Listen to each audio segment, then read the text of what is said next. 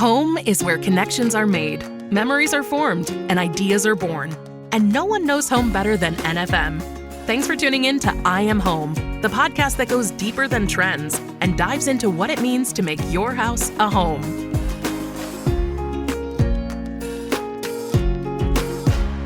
Hello and welcome to I Am Home, the Home Life Best Life podcast. I'm Tyler Weiskup, joined by my co-host. She's the pace setter who keeps the show in step. It's Becca Sudbeck.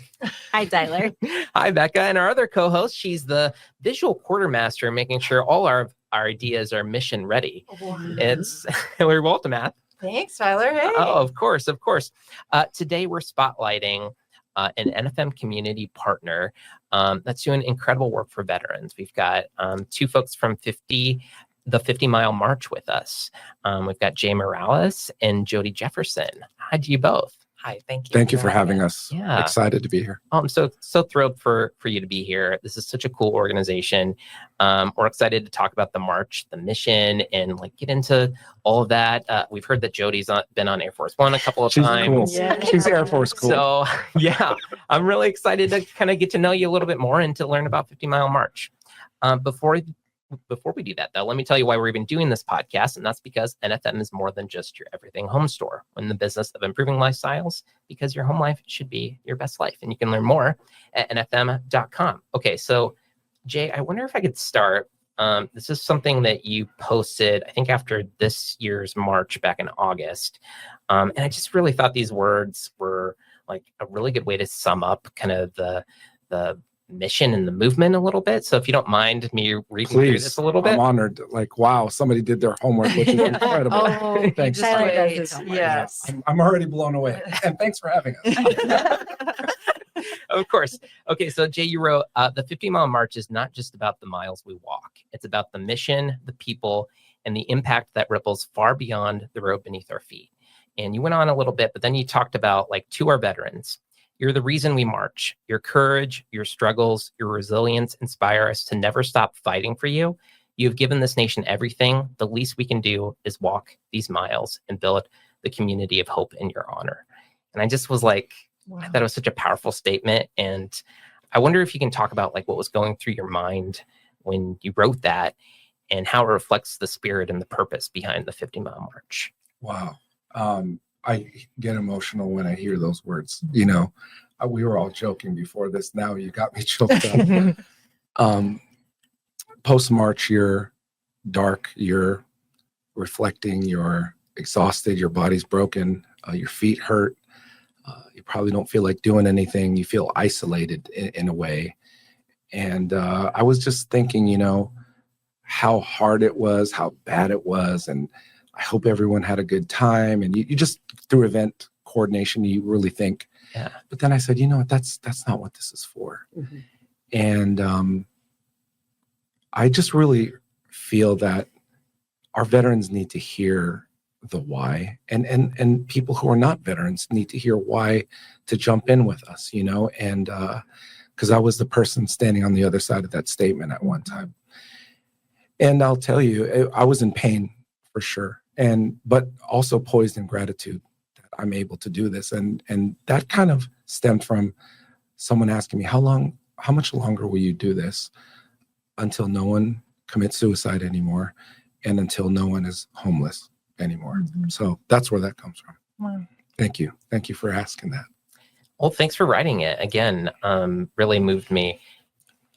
This might be a dumb question. Why 50 miles? So great question.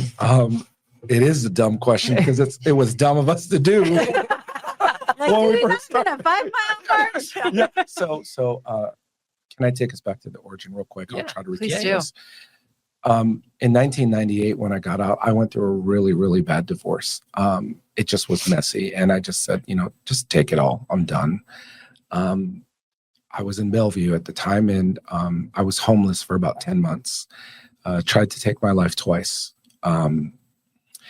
And all the time I promised God, I said, God, I'm going to do something amazing. If you ever pull me out of this, I promise. Well, 25 years passed and I did nothing. Mm-hmm. I mean, I did absolutely nothing. I was a lot of talk. During COVID, the world shut down. I'm like, okay, well, we're just going to walk. I'm just going to walk with some friends. And as we were walking, I said, now's the time to pay back. So I did think of 5 miles. I'm like, there's a lot of 5Ks. There's a lot of 10, there's marathons. I want to walk from Lincoln, where it's highly visible, to Omaha. I said that out of anger and probably out of spite. You know what I mean? Just to get people's attention. And then, oops, you had to do it, But the 50 mile also represents when John F. Kennedy had our troops prove their fitness back in the day, where every officer or people in leadership had to prove that they were fit, so that they went through a 50-mile march themselves. And then the nation joined in. Okay. There's lots of excerpts online about the 50-mile march, but the 50-mile march was a symbol of 50 hard miles. And I don't even know why. It was crazy. Yeah. So that's where the 50-mile march came from. Okay. Well, all right. I know, right? But it was only supposed to happen once. It was only supposed to happen once. Ah. Yeah. It was, yeah. Well, you were talking about starting this a little bit, and I thank you for like sharing your story Yeah. that way and Thank you. getting that personal about it. But like you started this walk the first time in 2020, like you Correct, said, yes. during COVID, and you had like a goal for what $2,500 $2,500. Yes. and then you yes. ended up like raising, what was it, 25,000? 5,000. Yeah. No Yeah. So I said, babe, to my wife, Becky, I said, babe, I'm going to do this. She goes, if you don't raise it 2,500, you have to write the check, and we'll do it. It's okay. 30 of my friends were all riled up. We're like, yeah, we're going to do it. 6 people showed up, and 6 people put one foot in front of the other. The fundraising part is one of the hardest things. It's harder than the 50 miles sometimes for some people. Yeah. I mean, and we can get into that later, but I'll tell you, when you're in a position that you need help, Tyler, when someone says to you, or Hillary, do you need help? What do you say? I'm good. Yeah. I'm good. Yeah. I'm good. Yeah. I mean, Becca's like, yeah, I'm good. I'm Uh-huh. independent. I got this.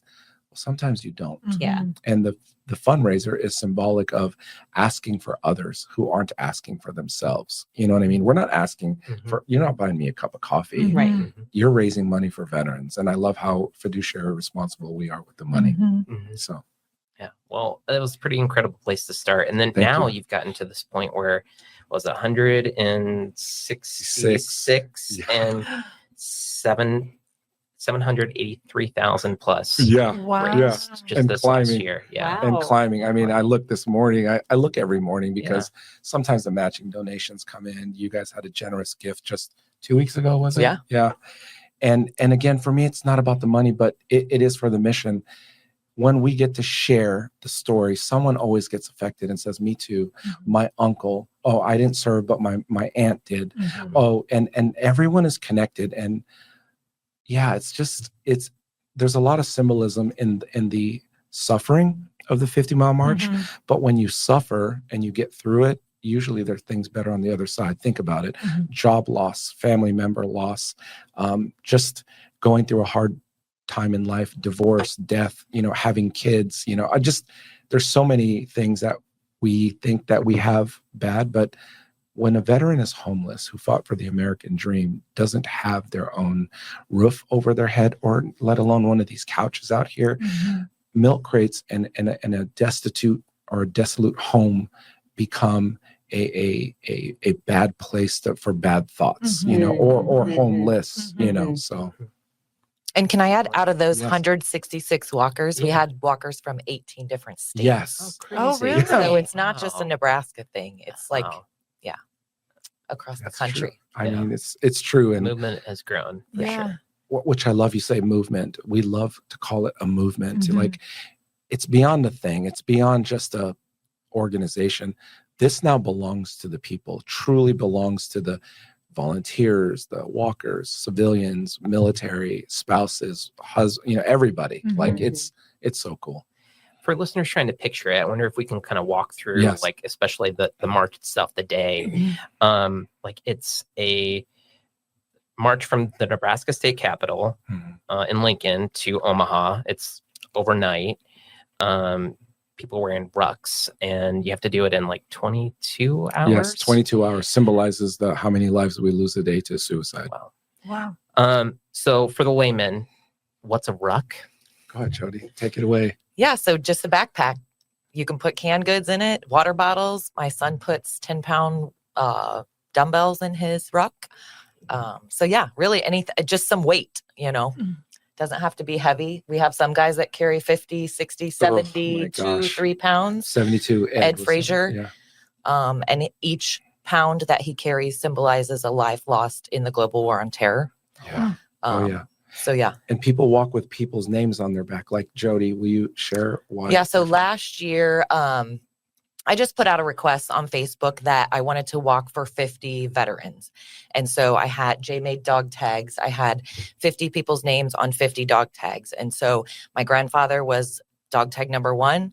And my friend Amy, who took her own life in 2019, she's my why. She's the reason I do this. And so she was my 50th dog tag. And so as those miles got tougher, it was just easier to keep putting one foot in front of the other because I had to get to 50. I had to get to Amy's name. And so at the end of last year's March, I mailed those 48 dog tags to the families of those other 48. And I still walk with my grandfather's and my friend Amy's. So It's super powerful. Yeah. So how does it feel to like actually participate in this? Because like you said, you're putting on weight, you're walking for a real long time. I know like safety, there's like a huge operation that makes it happen. Can you walk us through that? What's happening during that day and how do you make sure that like people are prepared and actually able to complete this journey? So Jay talks a lot about interested versus committed. Okay. We get a lot of people, especially at the landing site, that are interested. It's fun. It's so patriotic. There's thousands of people out there welcoming us home, really. Yeah. So there's a lot of pomp and circumstance at the end, and we get a lot of people that want to sign up. But rucking is not like running. You can go out and run 10 miles in, I don't know, I'm not a runner, like an hour, right? Yeah. But rucking, it takes more time. So there's a much larger time commitment in the training process. And so we have an initial briefing in January to kind of let the new walkers kind of give them a rundown of what this whole next year is going to look like. Because it's really kind of a year-round training process. It looks like war games in there when we bring 300-ish people together in a room at Werner. It's like a little theater with a big mission briefing screen. We treat it just like the military. Yeah. I love it. And the topics are so funny. I mean, it's like, well, what kind of socks should I wear? Feet are ugly after. Feet Very are ugly. Yes. And so then we have that initial mission brief in January, and then we have a qualifier in April. And that really lets us know, like, are you committed? Because by April, if you're not already training, like doing 5 miles a week, like 5 miles a day, 3 times a week at a minimum, you're already behind. So like we ruck at 5 a.m. in the morning, Monday, Wednesday, and Friday, like even through minus 26 degree weather. It's crazy. As well as hot. I mean, first of all, 5 a.m. in the morning, it's never crazy. Too hot, but but it's still crazy. Like Mary Cephas will be going through it. Your very own person.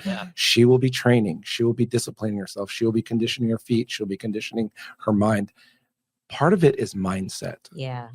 Like the biggest part, yes, I feel like. I will tell you because so we tell people when we are in formation, when we are walking, stop complaining. Like, Hillary, I get your back hurts, your ankle hurts. But if you start talking about it, mine's going to hurt too. Else. Yes, me too. Oh my God, is that my neck? It's my neck. That's contagious for sure. It is.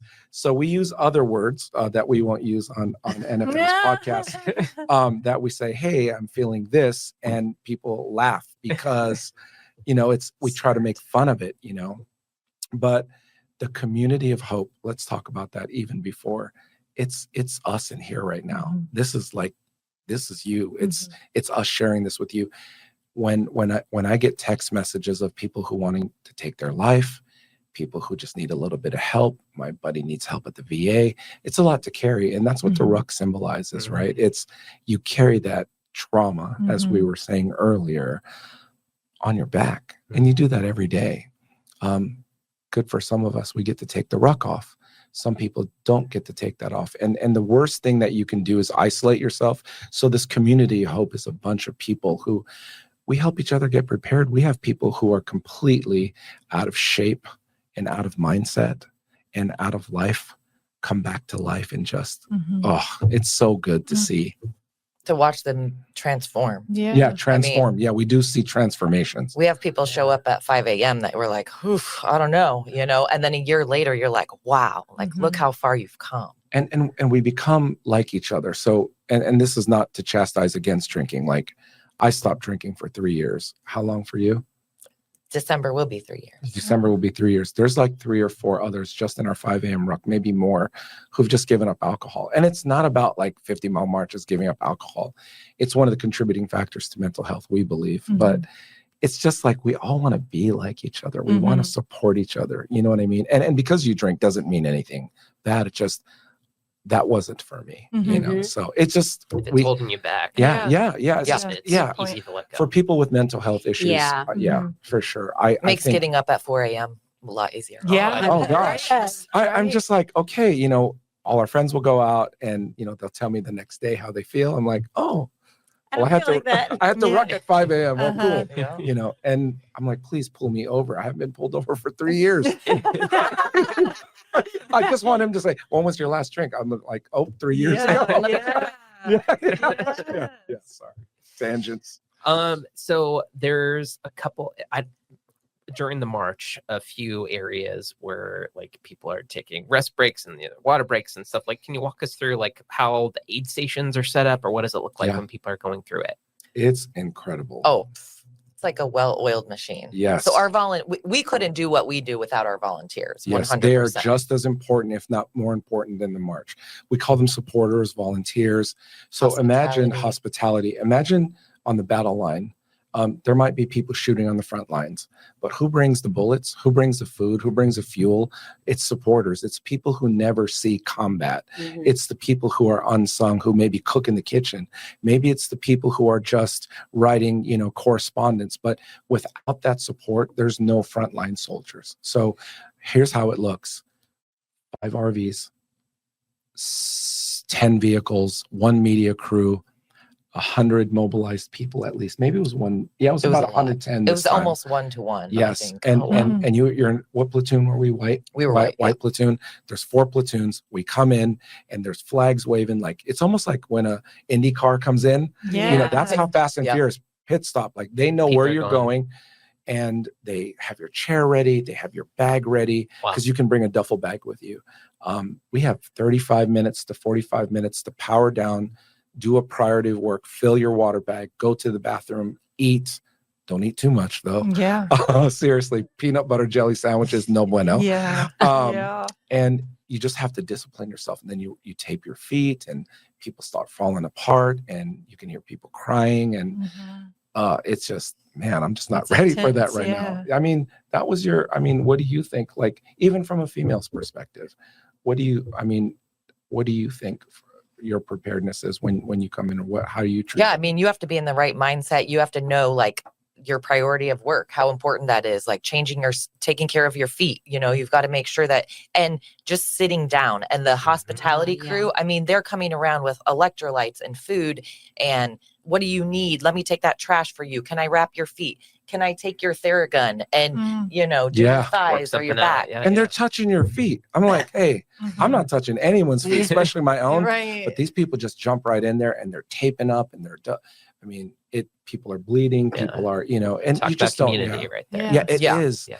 And it's so symbolic of helping the wounded, or helping, God, I hate the word help. It's serving. You know what I mean? It's they are in there, and I'm like, man, you guys know you don't have to do this, right? And my son was helping me this time, and I really broke down. The first stop. I was sitting right next to him, and I was like, wow. And Yeah. remember in your thank you, like just your whole family, seeing the love. But his wife is runs the hospitality team, and then his son Mason's 17.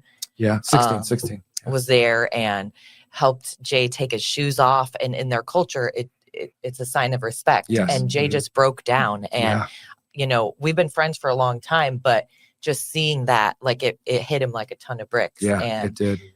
We say, don't tell your kids what to do. Show them what to do. I can tell my son whatever he should do, but if I don't show him to do it, he will not do it. You know what I mean? And I think often as parents, we want them to be perfect, and don't answer your teacher back. Don't do this. Don't say it. Just follow through with your words. And we want to set that example. I love it when people bring their kids to this event because I want them to see the patriotism.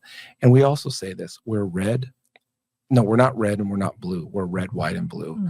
And there's no political affiliation here whatsoever. This is about veterans.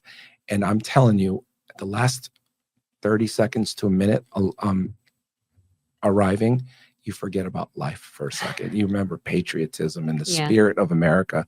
And it's just incredible. Like, people come together. So, yeah. And we need more of that now, for For sure. Right now, more than ever, yes. Yeah. So talk about like the feeling of finishing and like what it's like to see other people do it. Like you said, there's transformations that happen. And I'm sure there's stories of people that you can think of who maybe you weren't sure that they're going to be able to do it. Yeah. So I remember the first year. That was 3 years ago for you. Yeah, finishing, and I've done some pretty cool things in my career. But this was like Yeah, right we up. already talked about This, that. this was right Bragger. up there, and I was like, people are like, are you going to do it again? And I was like, oh, absolutely. I mean, I think I signed up within an hour of being home for the following year. So it's an incredible feeling of accomplishment, service. I mean, it's really hard to put into words. And I hear a lot of people that have finished say the same thing. But then this year, like seeing Nate, so we had a guy in a wheelchair. Nate Pites. Oh my God, guys. Wow. Okay, listen. The wheelchair. I mean, this guy's going over gravel. Sorry, I didn't mean to take No, your you're good. story, but my gosh. I don't know what it is, but Nate was like, listen, we got to give to the veterans. And if they can do that, I can roll myself through. He had a mile of gravel that we miscalculated. Can you imagine going over a mile That of would gravel? be- Uphill. And he really already hard. changed his wheels into regular wheels, and he put the small casters on, which gives him more efficiency on cement. Yeah. We had mile 40-ish, 42. 42, and he had to go over 1 mile of, and he Wow. said, don't touch me. That was And, rule oh number my one God, is rule do not number one, touch don't his touch me. wheelchair. He's doing First it of on all, his we said, own. why are you doing this? He said, because someone told me I can't. Yeah, yeah. And so he had a true. trainer for like a Yes. year Mhm. to prepare him. And yeah, he's incredible. I asked him, I was like, hey, how you doing now? He goes, can't feel my legs. At least he's got a good sense of Oh He my did. God, humor. That's it's the so, entire time. it's so good. I mean, it was so good. And Oh my anyway, God. like things like that, how does it feel when you can celebrate the human spirit? All shapes and sizes, 74 years old or 75. Oh, Chip, all, yeah. all the way down to 9 9. years old. Oh my Nine. gosh. Wow. 9. This is her second This is her second year. Oh, She Whoa. was She's 8 amazing. last year. crazy. Oh Yeah. my gosh. Oh, her doctor was like, when we had to get medical clearance for, extremes, Yeah. just to make sure. And for her birth, for Christmas, Dad got her a ruck. Uh-huh. She goes, I'm going, Dad. I'm going because her dad did it first. Oh, Lexi. My 10-year-old twins Yeah. are like, we want to do it. If Lexi can do it, we can do it. I'm like, no, you can't. No, you can't. Lexi's built different. Yeah. Oh, she is. And she's a storyteller. And she was that's walking while amazing. sleeping. I don't even know how that works. They said she basically was in and out of consciousness while Yeah. she's walking. In her PJs. Yeah. Yes. Aw. And people, Matt Verbenek Oh, yeah. said, had it not been for Lexi's stories, he would have not made it. Yeah. Aw. A grown man. What A does she grown like man. to do? She likes to play this game. Not two truths and a lie. It's something like that. Yeah. To keep her mind sharp. It's Oh, just yeah. crazy. She'll Yeah. just talk. Yes. Like we are doing. Yeah. I love it. But she's Well, the march is happening. It's about like this awareness. It's about this fundraising, but then there's like a full year of other stuff that's happening. We've talked about the community of hope a little bit. That's Yes. something you guys are building and towards. Yep. building towards. And so I'm curious, like talk about like what it takes to keep this foundation going when we're not talking about the walk. One thing that I thought about when this was becoming a thing, right? This was not supposed to be a thing. I don't ever want to have donor burnout or volunteer burnout. So we're very strategic about what we ask for, people's time. We're almost overflooded with volunteers. Not that we can't use more, but have you ever shown up to volunteer anywhere and then you show up and then there's They like, don't have anything for you to do. Exactly. Yeah. and I think that's mismanagement of not only time, but that person's talent and treasure, Mhm. you Yeah. know? So while we're not, we do very pointed and very intentional events. So we have our train ride. UP was so instrumental this year. We're doing the Heritage Train Ride. Have you ever heard of the Heritage Fleet? It's incredible. I mean, it's a flashback into time. I'm going to say 1940s, 1950s. We're going to take a train ride there with, some of our community leaders and some of our donors, and we're going to, just thank them, spend time with them, and really highlight, where the mission is going. So it's a really exclusive train ride. We do speaking events. We have 5A Ruck clubs all over, so Lincoln here, Bellevue, just different places that they stay in contact. Yeah. We had a gala after. I hate the word gala. It's not even a gala. It's come as you are. Yeah. There's people wearing suits and there's people wearing pajamas, which I love. And there's people wearing Bree wore 6-inch boots. They're on the Facebook page. 6-inch boots. They're like, I don't know. I was like, oh my gosh, this is crazy. But all walks of life. So what events are we doing? We're doing that. We're volunteering with other organizations as well. We're participating with other ruck marches, and we're aligning with community. We want our people to be active, and we want to not just be, we don't want to hog the time. We want them to be good stewards of their time and teach them to do other things. It doesn't have to be anything veteran. It just go out, just serve. And yeah, that's what we do. Like we have one gentleman that marches with us that his wife has MS. And Oh, so yes, there was Todd. about 40 of us that recently did the MS MS Strong. Strong walk. Yeah, And yes. so it was fun to go support Kim and His leadership, though, Renee. this was somebody whose brand is good. He just said, hey, by the way, I'm doing this. 40 of us jumped in. Yeah. And it was for MS, but we were all there in our shirts, and I love our shirts. We were wearing our rucks, and people were coming up to us and, oh, we'd like to do that too. We chuckle inside when someone says, that sounds interesting. Is that a I chuckle. relay? Yeah, is that a relay? Oh. When Mary said, hey, I'm doing this with you, and I remember shaking her hand, I was looking in her eyes.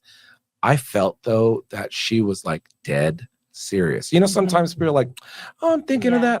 No, Yeah. Mary was like, when she shook my She's hand and she locked said in. that, we exchanged a little energy for a second, you know what I mean? And I don't want to say I felt her pain and she felt mine, but I could see the connection. I was like, this girl is serious. She was serious. And not that we gauge, we invite everyone, but the qualifier usually knocks people out. Yeah. Interesting.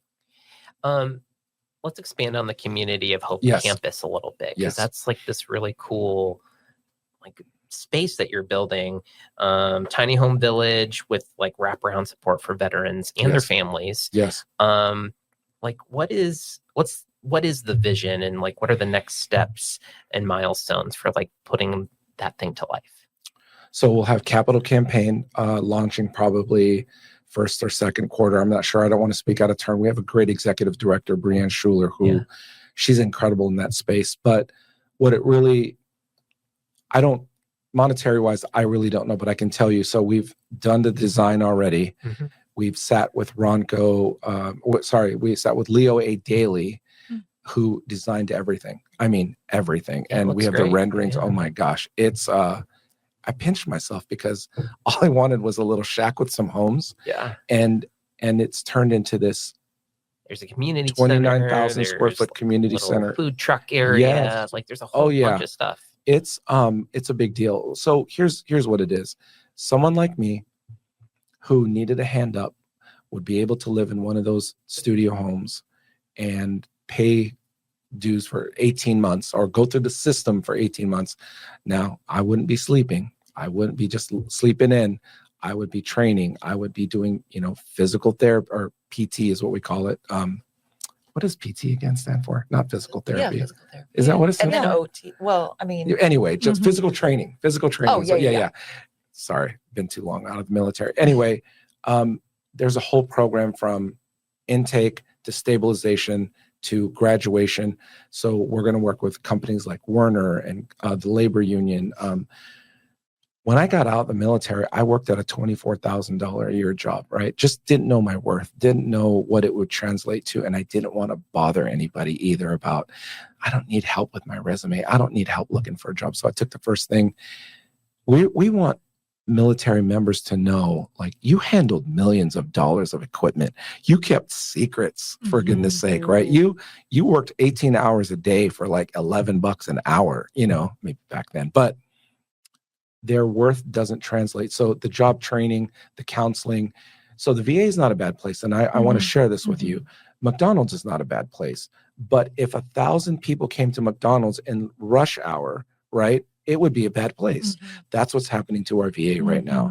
And I think there's been enough, social media and enough, if there could be more capacity, that would be great. But let's be honest, surges don't justify a larger VA. So we hope to be the gap in between the VA. So if, say, Tyler, you needed mental health services, it would be immediate, not like press 1, press 2. Like, we want you to come in and it's just there now. Help. Yeah, Right because 15 minutes can Yeah. change the Yeah. way I feel about taking my life. Yeah. 15 minutes, right? It could be less.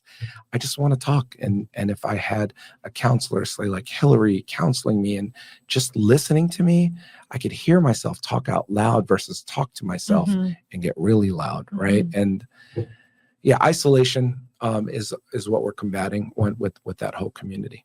And then we'll be able to case manage probably another 150 on top of the 22 residents. Wow. So that's just serving every year. And again, if you can save one life, that is worth every dollar that we put into that place.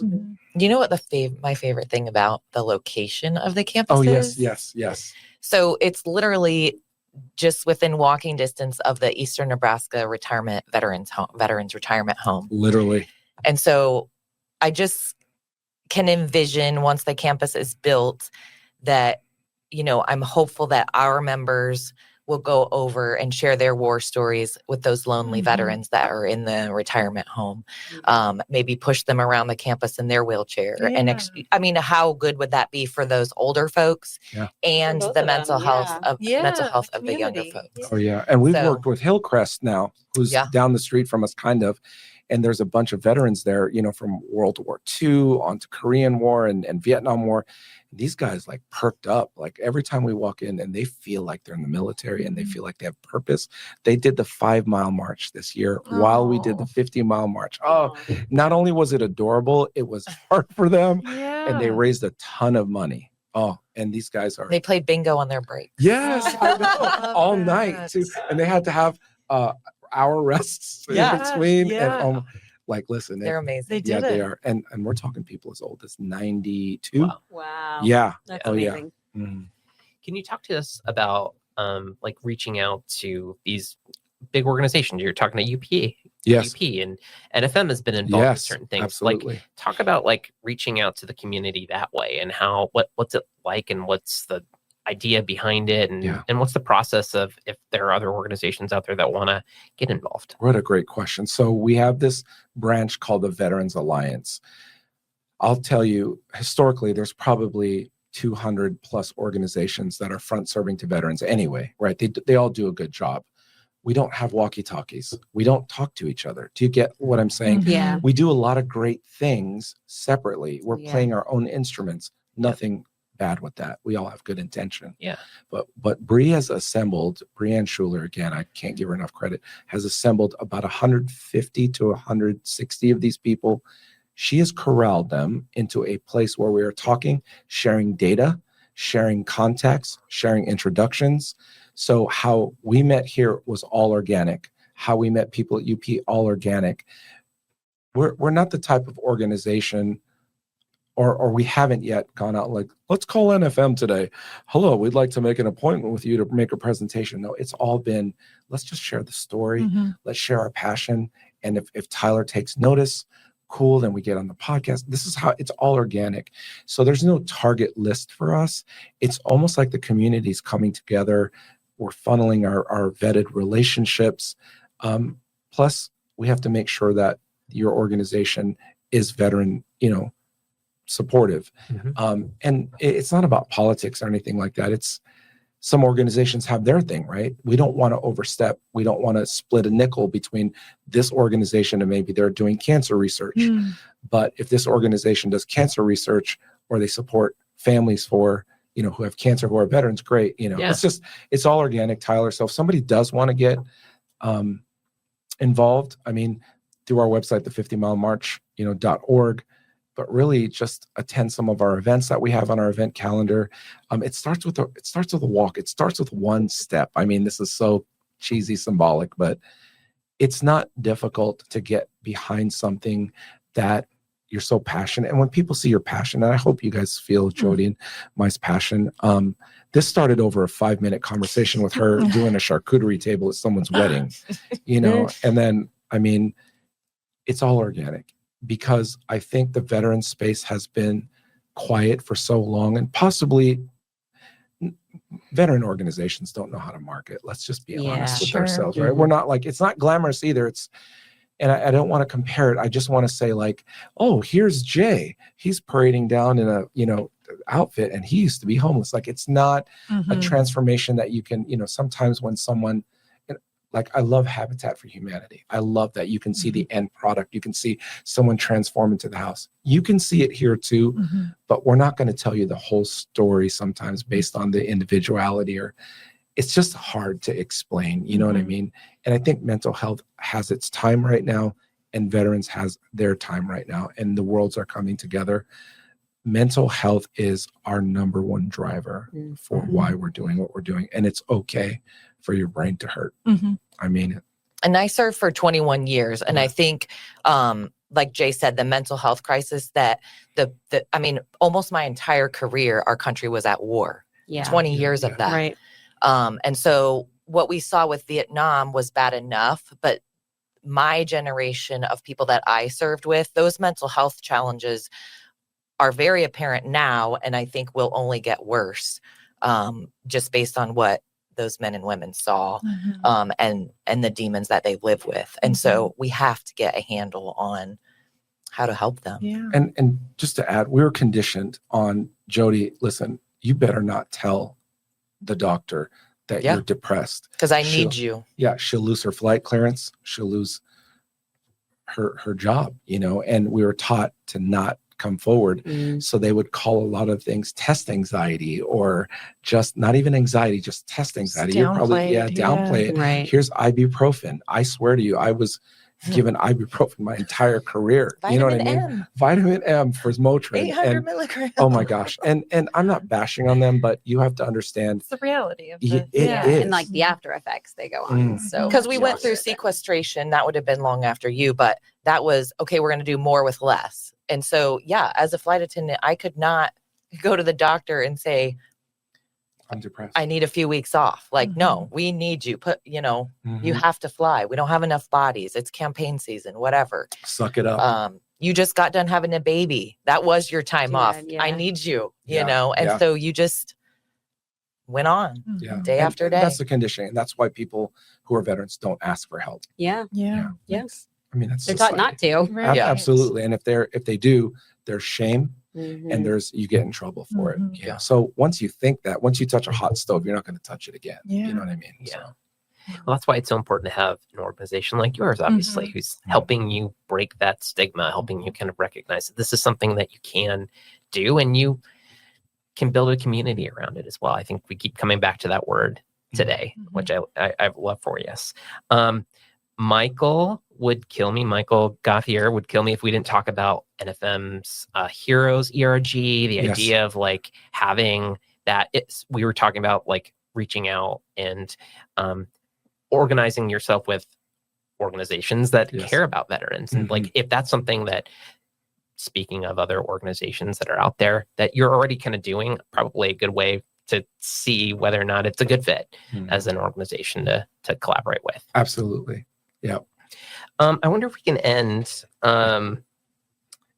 if we were going to have this conversation a year from now, what progress do you hope to be celebrating at that point? Personally, for me, the last 5-year journey has been amazing to see this go from a baby to crawling to walking, and now it's starting to really jog almost on its own. I hope that we can measure 100 lives impacted, starting to break ground, next year.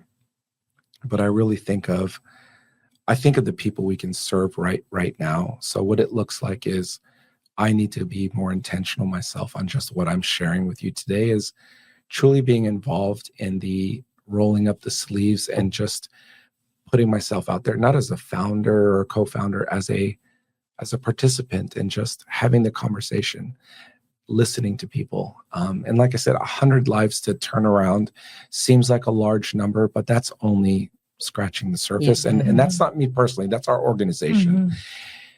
And I hope that we break ground, and I hope that we start putting in that first nail and start digging in the ground. That's for me. How about you? And she's on our board. Jody's on our board. She's our fundraising committee chair, because alone last year she raised $32,000. Wow. I know, and people are afraid to raise $2,500. Yeah. Right? I mean, I am sometimes. Yeah. But $32,000. So what do you hope for? I think we do a good job of just building that community, being, inviting and like reassuring people it's okay to not be okay, and like I missed 5 a.m. Ruck this morning. And I think You didn't miss it. You did it with your son. I did it, remotely with my 14-year-old, because in order to get him to school on time, we had to do it from my house. But it wasn't my normal to miss it at Jay's house. And so I'm sure when I didn't show up this morning, we thought something was wrong. right, like she got in an accident, because it's not normal for me to miss, And so I think just we've gotten to know each other in our group so well that when something is out of the norm, we recognize it. And so I think my goal is to just continue building on that with our new folks, and just letting people know that like we have to be okay talking about suicide, and it's not okay, or it's okay to not be okay. So, And we're formalizing step 1 of our I don't want to label the name, but it's basically a all access or immediate access wellness, where it's crisis counselors are on the campus now, and you can walk in or you can be dragged in. And that's the other thing. I want veterans to know this. Stop telling your friends they need help. Drag them by the collar and bring them to us. And if you're civilian, drag them by the collar and bring them. That's the only way I was going to get help, is if my buddy said, you need help. And he literally dragged me by the collar and just said, listen, this is what you're going to do.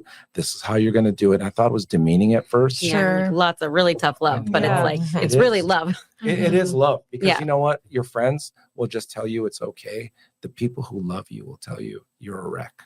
You know what I mean? The people who love you will tell you the truth, and they will tell you how it is. Yeah. Well said. That's what I hope for. Well, guys, appreciate this episode, Jay and Jody.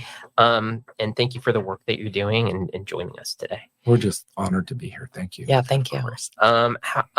Where would you want to send people to find out more information about the 50 Mile March, about the work that you're doing, all that kind of stuff? Check out 50milemarch.org. We're on Instagram, X. We might even be on MySpace. I don't know. Throwback. I love it. Instagram, I love all it. those. But we're very accessible. We're very good at communication. The black and white shirts are starting to show up all over. Do you have your band with you? Oh yeah, Yeah. So haven't taken it off. So in I 4 years. I'm seeing these all around now. The brand itself is very identifiable. As a matter of fact, a friend of ours just got his tattoo today. Oh yeah, This is the level the of 4th commitment. or 5th one. And I have one on my arm, and here it is. This is the 5th person to get their tattoo. Listen, Oh. wait, when I say Yeah, it's commitment, commitment. yeah, I Totally. mean, there it is to the camera, right? And I have mine here. Some people have them on the leg. I hope they don't change it to the 51 mile march. But that's how you get hold of us. And the community, just Google us, Chat GPT us, because we're out there too. But it's incredible. And